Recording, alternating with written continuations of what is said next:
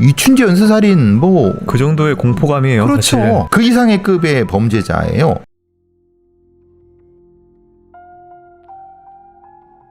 마을 사람들의 기억 속에 그날은 쌀쌀한 날씨에 겨울비까지 추적추적 내리는 음습한 날이었습니다. 그리고 그날은 마을에서 한 번도 벌어진 적 없었던 매우 충격적이고 끔찍한 사건이 발생한 날이기도 했습니다. 2001년 1월 14일 오전 9시경 주민은 마을에 있던 대나무밭을 지나다가 절대 잊지 못할 참혹한 광경을 목격했습니다. 한 여성이 나체 상태로 하체 쪽이 피범벅이 된 채 사망해 있었던 겁니다. 사망한 여성은 65살의 이순금 씨로 시신이 발견된 대나무밭 바로 근처에 거주하고 있던 마을 주민이었습니다. 성격이 활달해가지고 주민들하고 다 잘 지냈어요. 그이 싫어하는 사람이 아무도 없어. 아니 근데 그렇게 죽었다는 게 나는 이해가 안 되는 거야. 얼마나 무서워요. 주민들이 두려움을 느낄 만큼 발견된 시신의 모습은 정말 참혹했습니다. 순금 씨의 시신은 목이 뒤로 꺾인 채 스카프에 감겨 있었는데 길이 약 54cm의 스카프는 매듭이 단단히 묶여 있어 풀기 어려운 상태였습니다.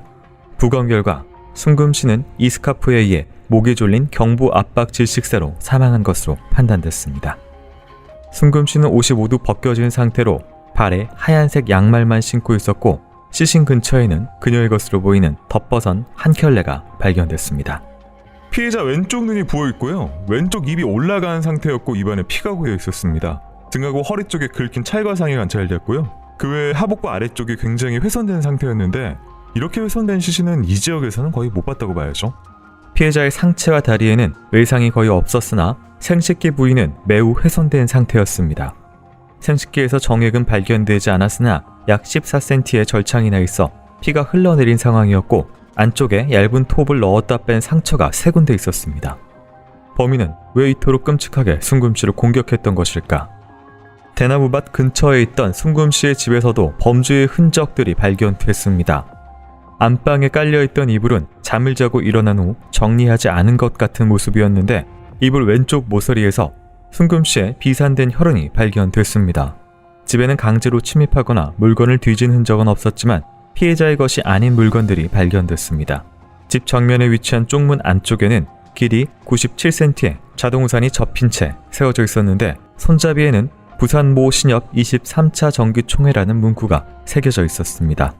또 다용도실 내부에서는 거의 다 피운 담배꽁초 1개가 약간의 재와 함께 떨어져 있었는데 담배도 우산도 피해자의 것이 아니었습니다. 이후 담배꽁초에서 발견된 DNA를 분석했고 남성의 DNA인 것으로 확인됐습니다. 그날 순금 씨에게 무슨 일이 있었던 것일까? 2001년 한 마을을 공포에 떨게 했던 대나무밭 살인사건. 그 잔혹한 서막이 올랐습니다.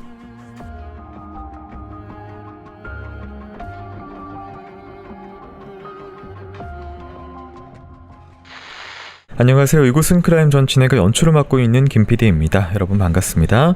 날카롭고 정확한 분석으로 대한민국의 정의를 세우고 계시는 배상훈 프로파일러님 모십니다. 예, 안녕하세요. 배성훈입니다. 반갑습니다.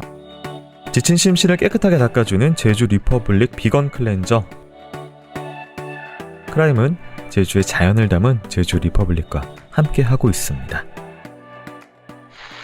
오늘 준비한 사건은 2001년 1월 정남 고흥군에서 발생한 살인사건입니다.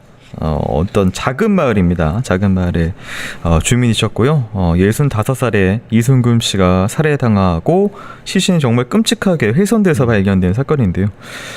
참고로 이제 시신이 1월 14일에 발견이 됐었는데요. 마지막 행적, 고인의 마지막 행적이 확인된 날짜는 1월 9일입니다. 일단은 발견된 위치, 대나무 밭이 피해자 집에서 옆으로 아주 좀 가까운 곳이었고요. 시신의 상태는 이제 뭐 스카프나 양말만 신고 나신으로 벗겨놓고 그다음에 국부에다가 뭔가를 집어넣는지 생식기 절창도 있었고 입이 이제 왼쪽 입이 올라간 채로 입안에 뭐 피가 고여 있고 목이 또 뒤로 꺾여 있고. 그러니까요. 이게 그럼 순서가 문제예요. 네. 그러니까 이제 살아있을 때 이런 가학적 행위를 했을 가능성이 높아요. 이건 왜냐면 피 나온 거 이런 거 보면은 네. 죽은 다음에는 그게 안 되니까. 네. 그럼 어떤 상태로 했을까? 그러면은 결국은 질식하고 목을 결박한 상태에서 했다는 거잖아요. 이게 또 다른 것이 아니라 그냥 스카프예요. 그러니까 스카프만 가지고 공격했다고 하면 이건 굉장히 높은 수준의 범죄성이 있는 거예요. 네. 이게 왜냐 칼이라든가 이런 것이 아니라 거기다가 또 사후에 그 과학적인 도구는 또 별도에 있었어. 네. 이건 분리가 된단 말이에요. 이거 굉장히 위험한 거예요. 이춘재 연쇄살인 뭐 그 정도의 공포감이에요. 그렇죠. 사실은. 네. 그래서 이게 얼마나 심각합니까? 네. 이거 수법도 이거는 거의 이춘재 그 이상급이에요. 네. 네. 강호순 같은 애들이 어떻습니까? 실제로 스타킹 같은 것만 사용했지 다른 걸 안 했죠. 과학적 행위도 별개 했어요. 그러니까 이건 강호순 그 이상의 급의 범죄자예요. 입이 올라간 거, 고인 거, 사실 등 허리에 긁힌 거라고 하는 건 뭡니까? 끌고 다녔다는 거잖아요. 네. 이 대나무밭을 생각해보세요. 살아있는 상태 끌고 다닌 거잖아요. 죽은 상태에서는 긁힌 게 자국이 다릅니다. 네. 그 짓을 했다는 건 이게 굉장히 높은 위험성이 있다는 걸 얘기를 하는 거고. 네. 근데 또 이건 정액이나 이런 게 발견이 안 됐어요. 그럼 이거는 성적인 어떤 것이 아니라 그냥 재미로 했다는 거예요. 나이대도 좀 있습니다. 65세 여성이기 네. 때문에 이제 흔히 뭐 생각하기에 성적으로 목적으로 하기에는 좀 나이가 고령이셔서 말씀하신 대로 이게 또 정액도 발견이 안 됐고 이게 뭐 성적 가학성은 보이긴 합니다만 이거 어떻게 봐야 될까요? 나이가 문제가 아니에요. 네. 그냥 범행 대상. 그러니까 그거는 성적인 공격성이 아닌 거죠. 네. 그냥 가학적 공격성인 거예요. 이게 근데 이 부분은 좀 얘기를 하고 넘어가야 될 것 같습니다. 이제 뭐 피해자의 성기에다가 뭔가를 넣어서 공격을 하는 부분이 그러니까 많진 않습니다. 케이스가 그렇게 네, 많진 그렇죠. 않아서 이건 어떤 심리의 어떤 범인의 범죄 심리로 그러니까 이제 여기 생식기에다가 네. 이게 절창인 게 찢은 거죠. 말하자면은 어떤 뭐 도구 아니면 뭔가 그 안에다 뭔가를 이제 넣고 빼고 뭐 이런 것들을 행위를 한 것 같아요. 네. 일종의 대체 행위라고 할 수 있는 것 같은데, 그러니까 뭐 성적인 행위의 대체 행위일 수도 있는 거고. 네. 떠오르는 이미지를 여기서 이제 실현하려고 했던 것 같다는 생각이 들어요. 그러니까 이제 양말만 남았다는 거는 나머지는 다 바뀌었다는 거는 이거는 일부러 안 벗긴 뭐 그렇죠. 말하자면은 왜냐하면 네. 그거 자체는 성적인 걸로 해석하는 게 아니라 가학적인 형태의 사디스틱 머더가 되는 거죠. 네. 사디스틱 머더에는 굳이 네. 모든 의복을 벗기지 않는다. 네. 필요한 부분만, 네. 필요한 정도만. 집안에 여러 가지 단서들이 좀 있었습니다. 흔적이 있었는데요. 일단은 뭐 이불은 일어나서 뭐 그대로 뭔가 잠에서 깬 흔적이 있었고 거기서 이제 말하는 그래서 아마도 밤중에 아니면은 밤중이 아니라 아니면 새벽에 그때 공격을 했기 때문에 네. 바로 이 정리가 안 된 것 같다. 비산혈흔은 뭔가 1차 공격은 있었고 예, 거기서 이제 바로 해서 끌고 나갔을 가능성이 있다. 그리고 이제 두 가지의 흔적이 있었는데 하나는 이제 우산이고요. 또 하나는 이제 담배꽁초인데 둘 다 피해자의 것은 아닌 것으로 밝혀졌고 특히 담배꽁초에서는 남자의 것으로 확인돼 DNA가 나왔다. 2001년도면은 DNA에 대한 경각심 없었을 수도 있어요. 네, 그런 때긴 할 예, 것 같습니다. 그렇죠. 근데 담배를 이제 이런 살인을 한 현장에서 담배를 피우고 왜냐면은 빨리 벗어나고 싶은 그게 심리가 들 것 같아요. 왜냐면 목격되면 안 되니까. 근데 거기 머무르면서 담배까지 피고 갔다라는 건 사실은 조금 우리 생각으로는 이런 범죄자들이 무작정 막 도망간다고 생각하잖아요. 네. 근데 그렇지 않다는 거예요. 그러니까 자신의 범죄의 흥분을 가라앉히고 이제 쿨링 한 형태의 시간을 조금 갖고 그 범죄의 씬이라고 네. 스케치를 상황을 보고 일정 시간 이후에 벗어나는 거죠. 그러니까 빨리 막 뛰어 도망간다.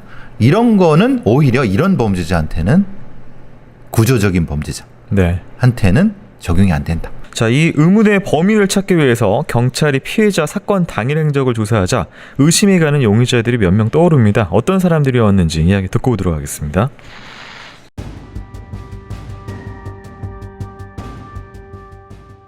주민들은 순금 씨에게 발생한 이 사건을 이해할 수도 없고 믿을 수도 없다고 했습니다. 평소 활발한 성격의 순금 씨는 장구도 잘 치고 노래 솜씨도 상당해서 주민들에게 인기가 많은 사람이었습니다. 남편과 사별하고 성인이 된 자녀들도 모두 타지로 떠나 혼자 살고 있던 순금 씨. 혹시 그녀의 집안 사정을 훤히 알고 있는 사람이 범인인 걸까?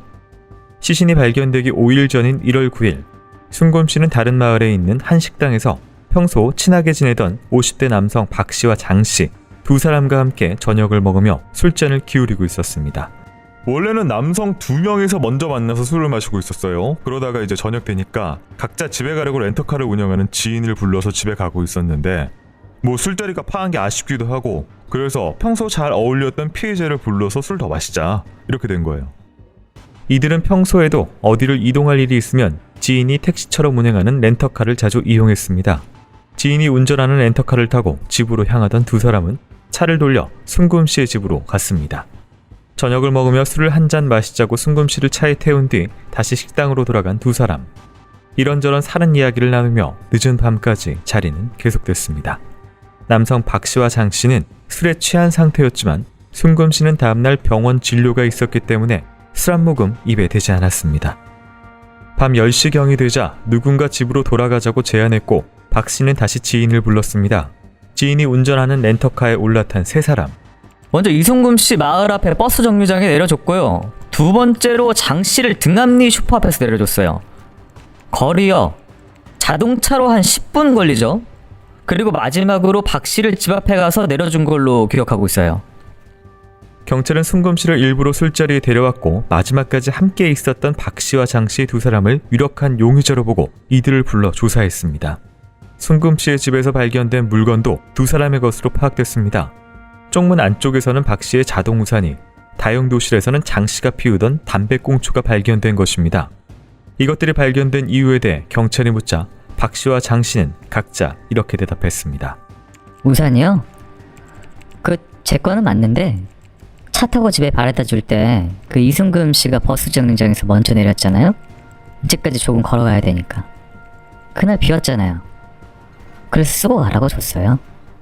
우리가 중간에 이순금 씨 데리러 집에 갔었잖아요. 그때 나오는 거 기다리면서 거기서 뺐던 거예요. 이들 모두 각자 이유를 대며 범행을 부인했습니다. 차에서 순금 씨가 먼저 내렸고 남성들이 나중에 내렸다는 건 렌터카를 운행했던 지인이 증언해줬고 박 씨는 아내가, 장 씨는 가족이 그 이후에 집에 있었다고 알리바이를 확인해줬습니다. 피해자와 마지막까지 함께했던 두 사람, 피해자의 집에서 발견된 두 사람의 물건. 정말 이 중에 범인은 없는 것일까?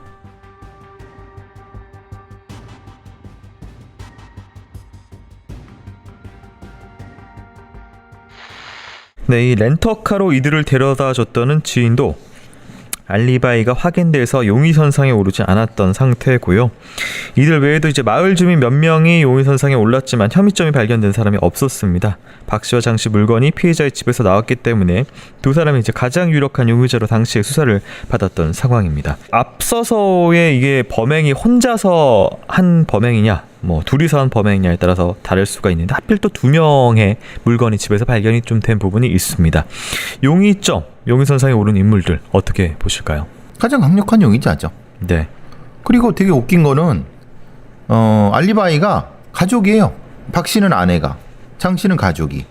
당연히 거기 있었다고 하겠죠. 예를 들면은 나 사실 아무 일도 없었는데 괜히 오해 사서 나 경찰 불러 왔다 갔다 하면 힘드니까 여보가 나 뭐 집에 있었다고 해줘.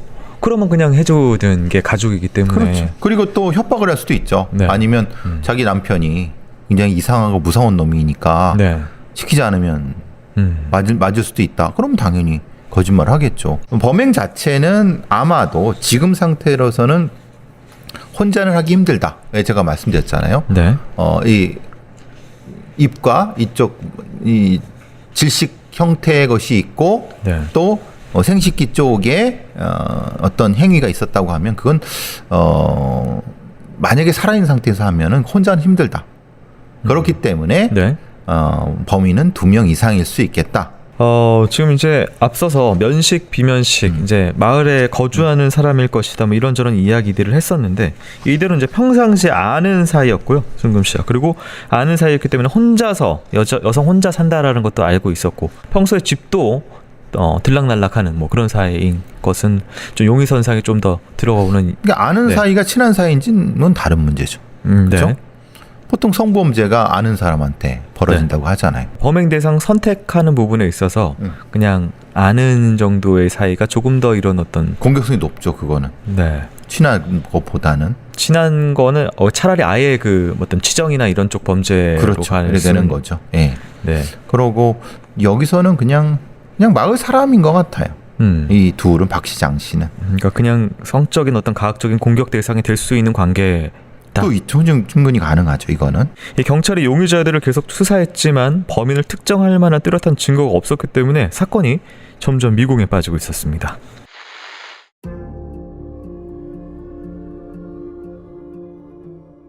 아무리 주변을 수색하고 범위를 넓혀봐도 범행 도구는 발견되지 않았습니다. 어느덧 수사가 진행된 지 2달째.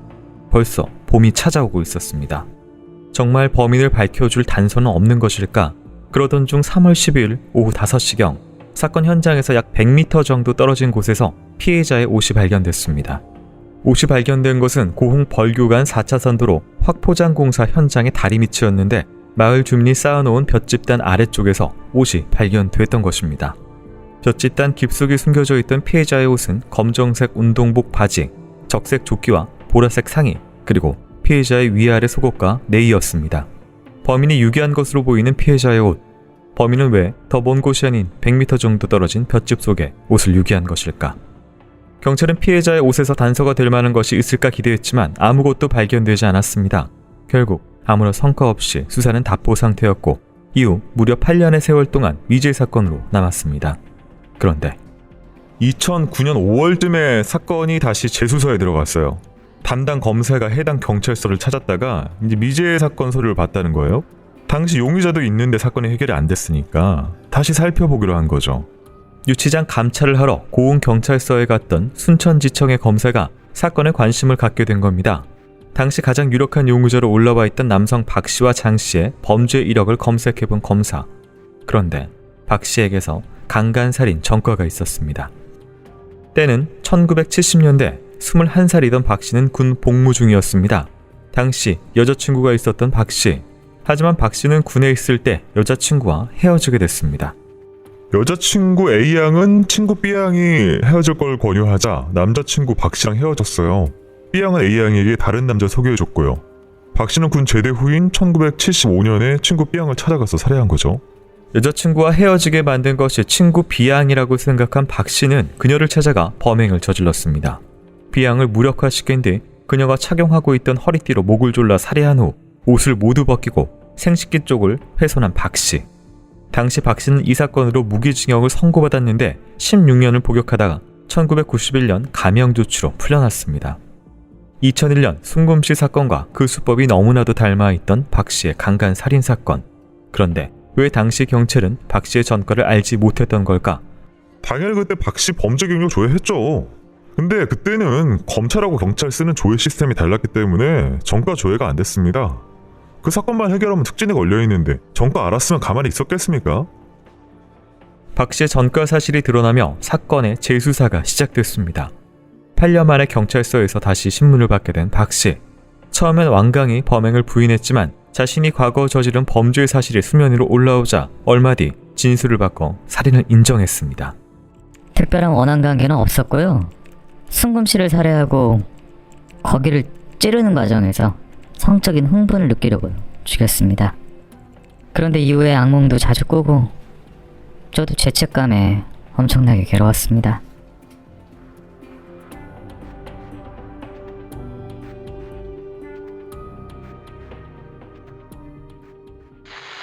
이게 재수사가 멈췄다가 재수사가 됐었는데요.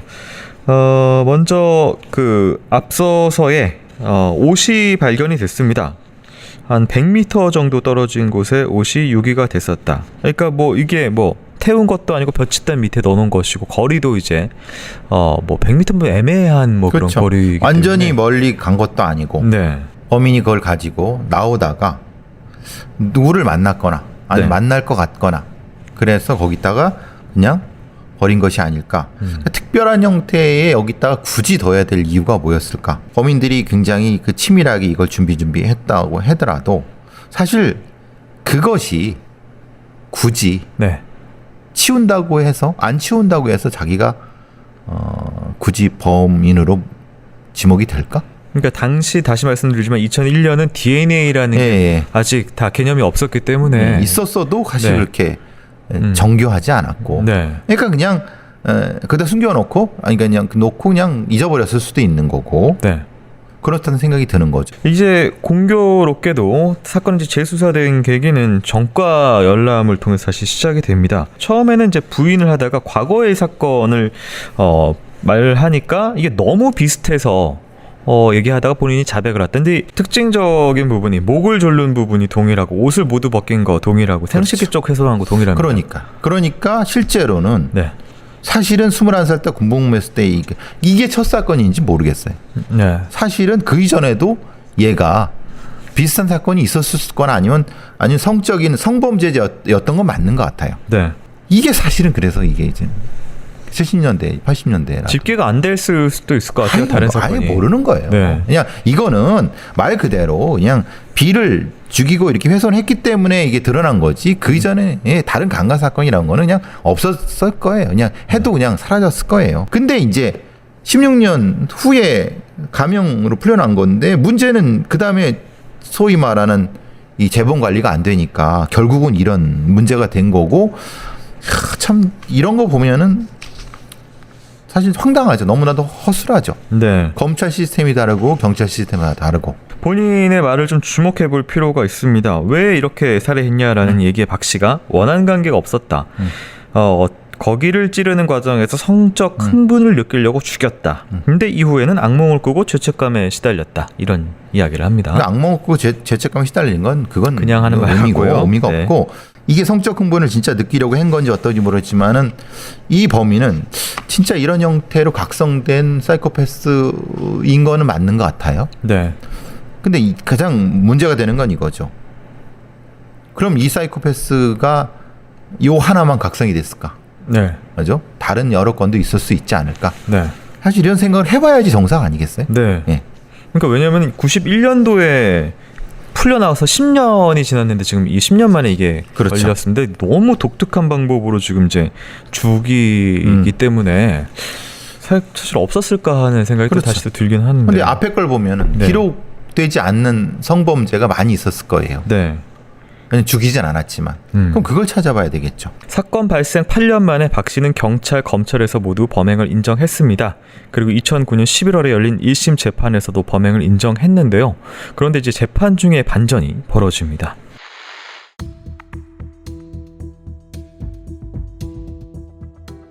사건 이후 죄책감에 시달렸다고 말하는 박 씨는 당시 범행에 대해 이렇게 진술했습니다. 그날 장 씨랑 식당에서 술을 마시다가 거기 주인하고 시비가 붙었어요. 그래서 그냥 집에 가자고 장 씨랑 나와서 렌터카를 불렀는데, 술을 마셨더니 여자 생각이 나더라고요. 그래서 순금 씨 집에 가서 순금 씨를 데리고 다시 식당으로 갔어요. 술자리가 다 끝나고 렌터카를 타고 집으로 가는데, 순금 씨 그냥 집에 보낸 것도 아쉽고 성관계도 하고 싶고, 그래서 집으로 가던 중간에 내려달라고 하고 택시를 잡아가지고 순금 씨 집으로 갔어요.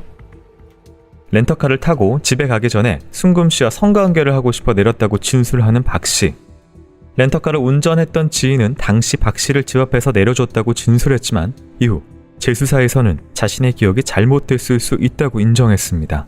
매번 박 씨가 렌터카를 타면 집 앞에서 내렸기 때문에 그날도 당연히 그랬다고 생각했다는 겁니다. 순금 씨의 집으로 향한 박 씨는 잠겨있지 않은 다용도실 문을 열고 안으로 들어갔습니다. 문이 열리는 소리에 순금 씨가 나오자 왼손으로 순금 씨의 몸통과 팔을 감싸 저항하지 못하게 만든 박 씨. 박 씨는 오른손을 이용해 순금 씨의 목에 둘러져 있던 스카프를 목 뒤에서 힘껏 잡아당겨 살해했다고 진술했습니다. 하지만 조사가 더 진행되자 이후 진술이 이렇게 바뀌었습니다. 다용도실로 들어가서 순금 씨 하고 부르니까 나오더라고요. 그래서 성관계를 좀 하자고 그랬더니 몸이 안 좋다면서 거절하는 거예요? 아니, 다른 놈들하고는 다 하면서 나하고는 안 한다고 하니까 순간적으로 자존심이 상해서 우발적으로 죽였습니다. 박 씨의 진술은 어느새 피해자의 생식기를 찔러 성적 흥분을 느끼기 위해 살해했다는 진술에서 성관계를 거절하는 것에 자존심이 상해 살해했다로 바뀌어 있었습니다. 피해자를 살해한 박 씨는 양손으로 시신을 들고 밖으로 나온 뒤 마당에 내려놓고는 옷을 모두 벗겼습니다. 그리고 다시 시신을 들고 근처 대나무밭으로 향했습니다. 이후 피해자의 집 마당에 있던 길이 40cm, 지름 3cm의 막대기를 가져와 3회 정도 생식기를 찔렀다고 주장하는 박 씨.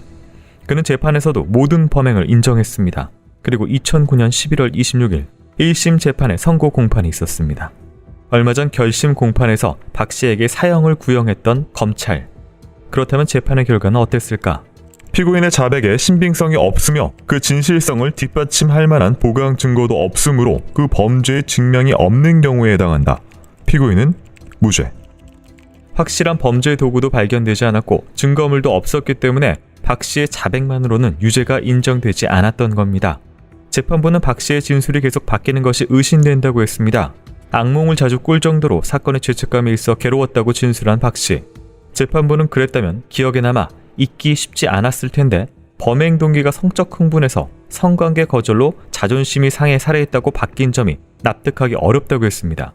게다가 박 씨는 범행 도구를 둥근 막대기라고 했다가 검사가 현장 사진 속 마당 막대기를 가리켜 이것이 범행 도구냐고 물어보자 그것이 톱자루로 보인다. 그렇다. 라고 말을 바꿨고 이후 검사가 다시 시신에 남은 상처가 톱에 의한 것이 유력하다라고 하니까 그 상처가 톱에 의해 난 것일 수 있다라고 진술했습니다. 1심 재판부는 박 씨가 협박 및 가혹 행위를 당하진 않았으나 수사기관이 원하는 대로 진술한 것으로 보인다며 진술의 신빙성을 의심, 무죄를 선고했습니다.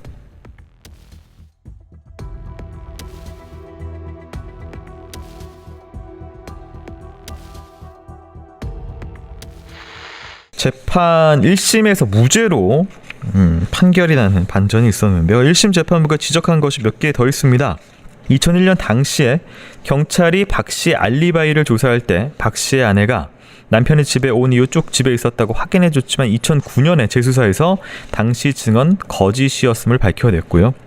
박 씨가 아내에게 귀가 시간을 거짓으로 해달라고 부탁을 했던 것입니다. 그러나 1심 재판부는 박 씨가 1975년에 비슷한 사건을 저질렀고 2001년 조사 때 아내에게 거짓 알리바이를 부탁했지만 이러한 사정만으로 피고인의 자백의 진실성을 담보하기에 충분하다고 볼 수 없다라고 판단했고요. 경찰과 검찰은 박 씨가 금순 씨의 집 쪽문 안쪽에 놓고 간 우산도 범행을 하러 왔을 때 놓고 갔다고 추정했지만 1심 재판부는 안방 이불에 피해자의 비산 혈흔이 있기 때문에 범인이 안방으로 들어온 것으로 보인다. 쪽문 쪽에 우산을 두려면 안방으로 들어가는 중 놓고 가야 하는 구조지만 박 씨는 안방으로 들어갔다는 주장은 단 한 번도 하지 않았다. 또 박 씨는 초반에 들어가자마자 피해자를 공격했다고 주장하다가 이후에는 성관계 문제로 옥신각신하다가 죽였다고 했기 때문에 쪽문에 우산을 세워둘 여유가 있었는지 의심된다. 박 씨의 주장처럼 중간에 피해자를 데리러 갔을 때 두고 온 것으로 보이기 때문에 자백을 뒷받침만 할 보강 증거로 보기 어렵다라고 판단했습니다. 또 박 씨는 범행 도구와 이제 피해자의 옷을 시신 근처에 버렸다고 했으나 범행 도구 발견되지 않았고요. 옷도 100m 떨어진 곳에서 발견된 점 등등이 반영돼서 무죄가 이제 판단이 됐습니다. 이거 판결문 내용 저희 또 보내드리기도 했는데요. 이거 어떻게 보실까요? 제일 걸리는 게 그겁니다. 그 자백 위주로 이 재판이 그러니까 수사가 이루어졌고 그 자백을 보강할 만한 증거를 실제로는 검찰이나 경찰이 찾았어야 되는 부분인데 네. 그에 그럴 만한 뭐 범행 도구라든가 아니면 범행 도구가 아니라 범행의 정황. 그러니까 소위 말하는 이제 이 범죄의 재구성, 현장 재구성 자체가 안 돼 있는 거죠. 이게 어쨌든 무죄로 났기 때문에 저도 이제 꼼꼼히 판결문을 봤는데요. 이게 좀 이해 안 돼. 범행 동기가 사실 좀 중요한데 그렇죠. 예. 범행 동기에 대해서 판사의 판단이 판결문에 써 있는데 좀 이해 안 되는 구간이 있습니다. 우선 피고인이 최초 자백할 때 진술한 살해 동기, 즉 피해자를 살해하고 음부를 막대기로 쑤시는 행위에서 성적인 쾌감을 느끼기 위해서 범행을 저질렀다는 내용의 진술은 쉽게 납득하기 어렵다. 피고인이 단지 그와 같은 성적 흥분을 위하여 피해자를 찾아가 피해자를 보자마자 아무런 대화 없이 피해자를 살해하였다는 진술대로라면 피고인은 사람의 생명을 아주 가볍게 여기는 병적인 성향을 가지고 있고 그 성품이 매우 감정적이면서도 대담해야 하는 것이다. 최근 검찰에서 범행을 자백하면서도 수사기관의 추궁에 맞추어 진술을 번복하는 등 매우 소극적인 태도를 취하였다. 뿐만 아니라 피고인은 범행 후 죄책감으로 괴로움을 겪었다고 진술하였다.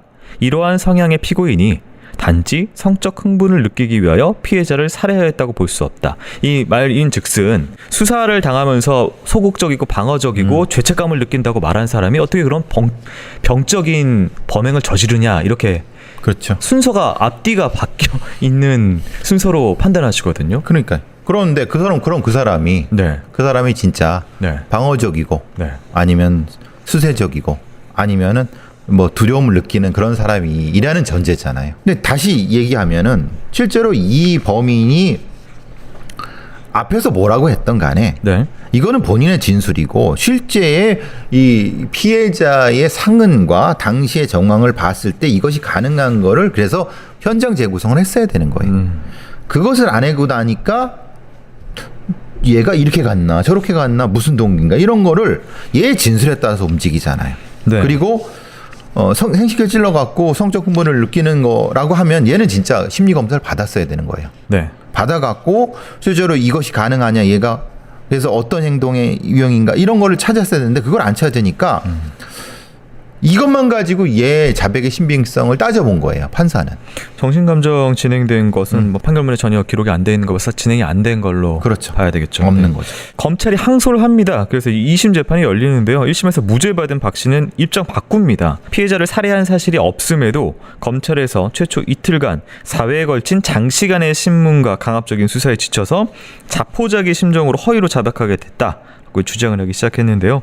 항소심 재판부는 1심과 다르게 징역 15년을 선고합니다. 이유는 피고인 스스로도 살해 사실을 자백할 경우 중한형의 처벌을 받게 될 것임을 알고 있음에도 일부러 허위로 자백한 이유라고 볼 만한 특별한 이익이나 동기도 없는 점 등에 비춰보면 피고인이 범행에 대해 스스로 죄책감과 불안감에 시달리다가 검찰 조사에서 자백하게 된 것으로 보는 것이 합리적이라고 밝혔습니다. 또 피고인이 법정에서 사건 직후에는 어린 자식과 처가 있어서 수사기관에서 부인했으나 이후 항상 불안한 마음으로 살다가 최근 검찰에서 수사를 받으면서 사실대로 진술하게 됐다라고 고백한 점 등의 자백 진술의 신빙성 있다라고 판단을 했습니다. 그래서 이 2심의 15년형이 대법원에서 확정이 되면서 최종 15년형을 선고를 받았는데요. 어떻게 보실까요? 그러니까 형량이 15년이라는 것도 말이 안 되고. 네. 근데 왜 15년이냐? 이 사건은 증거가 없는 거예요. 네. 소위 말하는 자백만 가지고 한 거란 말이에요. 네, 물증이 없다. 예. 네. 그런데 자백만 가지고 1심에서는 그 자백이 신빙성이 없다라고 했는데 2심에서는 자백엔 신빙성이 있어. 근데 증거는 없네? 그러니까 형량은 무기징역의 상형을 줄 수가 없는 거예요. 네. 판사의 입장에서는. 네. 그러니까 실제로는 유죄지만은 네. 수사의 실패와 기소의 실패를 이런 식으로 커버해 주는 거죠. 판사들이. 네. 그러니까 과감하게 때릴 수 없는 증거가 없잖아요. 소스가 예. 없으니까. 네, 그렇죠. 지금 이게 예를 들면은 그러니까 범죄 수법하고 상관이 없이 이제 시그니처라고 하는 지금 굉장히 특이한 행동을 하기 때문에 앞서서 했던 그 B양 75년도에 했던 그 사건하고 지금 이제 순금 할머니 사건 같은 경우에는 이건 사실 동일범 외에 이렇게 확률적으로 그렇죠. 같은 이런 게 나오기가 좀 어렵지 않나요? 아니 그렇게 할 수 있는 사람이 몇이나 되겠어요? 네. 생각해 보세요. 생식기 안에다가 톱이나 이런 걸 갖고 절창해 갖고 거기다 뭘 넣고 막 한다는 거를 그건 사실은 불가능하거든요. 네. 일반 강간범도 그렇게 하는 경우는 거의 없거든요. 네. 그건 그렇게 해본 놈밖에 할 수 없는 거고. 그러니까 그걸 가지고 실제로는 입증의 자료를 쓰거나 아니면은 얘 행동에 대한 증거로 써야 되는데 그걸 안 썼기 때문에 네. 이 사건은 해결은 됐어도 이 자체가 미궁이에요. 자, 방송 마치기 전에요. 저희 크라임 제작될 수 있도록 도움 주고 계신 제주 리퍼블릭 교수님과 저의 수제 광고 또 보고 오시도록 하겠습니다. 교수님 여기 정말 증거가 있는 거예요? 수사의 기본은 끈기야, 끈기. 아니 몇 시간째 아무것도 없는데 야외에 계속 있다 보니까 피부 트러블이 장난 아니에요. 나 상호댕이 왕방 감써. 왕방 뭐요? 거친 현장에도 내 보드라운 피부를 보라고. 혹시 비법은 역시 혼자 없어요? 역시 제주지. 해녀들이 하루 종일 야외에서 물질하면 생기는 문제 중 하나가 피부병이야. 해녀들은 그걸 물과 해조류로 해결했지. 미네랄이 풍부한 제주 용암 해소하고 청정 제주의 해조류요? 이 비밀을 담은 제주 리퍼블릭 비건 클렌저로 미세먼지와 마스크 등으로 지친 피부를 민감 피부 자극 걱정 없이 닦아내면 된다고. 들어있는 전 성분이 EWG 그린 등급의 비건 인증받은 클리너네요? 날 봐. 씻고도 촉촉함이 유지되는 이 피부. 와 진짜 적절한 모델인지는 잘 모르겠지만 성분은 진짜 끝내주네요. 배송 메시지에 크라임이라고 적으면 1+1으로 하나 더 줍니다. 감수다. 어서 네이버에 제주 리퍼블릭 검색하게 몽케지 마랑. 나 상호댕이 왕방감서. 그만 알겠다고요. 지친 심신을 깨끗하게 닦아내주는 제주 리퍼블릭 비건 클렌저 크라임은 제주의 자연을 담은 제주 리퍼블릭과 함께하고 있습니다. 네, 이게 지금 약간 개운한 맛이 안 나는 찜찜한 그 최종 형량까지 15년 이렇게 나온 사건이었는데 내후년이면 나오네요. 네, 벌써 그렇게 됐나요? 네.